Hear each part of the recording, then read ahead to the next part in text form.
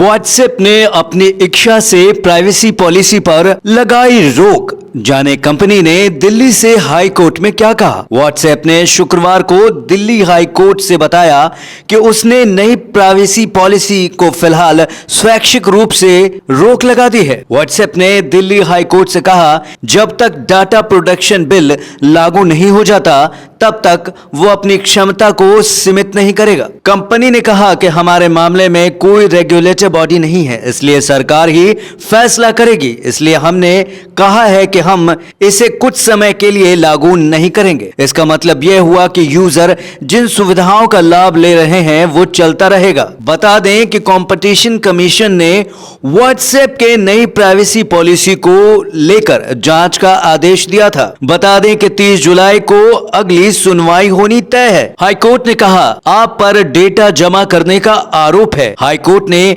WhatsApp से पूछा, क्या आपके खिलाफ आरोप लगाया गया है कि आप डेटा एकत्र कर दूसरों को देना चाहते हैं, जो कि आप दूसरी पार्टी की सहमति के बिना नहीं कर सकते। आरोप यह भी है कि भारत के लिए आपके पास एक अलग पैमाना है। क्या आप भारत और यूरोप के लिए अलग अलग नीति में काम करते हैं? कंपनी ने कहा कि मैंने प्रतिबद्धता जताई है कि संसद से कानून आने तक मैं कुछ नहीं करूंगा।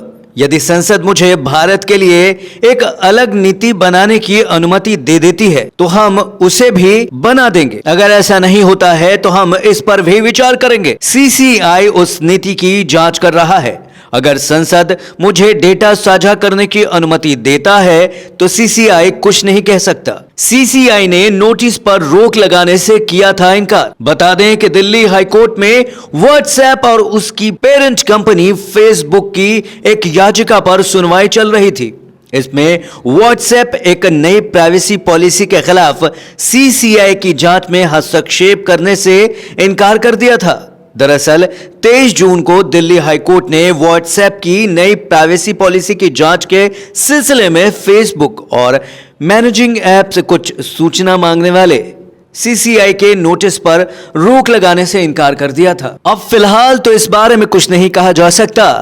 अब आगामी सुनवाई जो 30 जुलाई को होनी है, उसके बाद ही कुछ बात निकलकर सामने आ सकती है। फोर्थ पिलर लाइव से मैं मधुसूदन।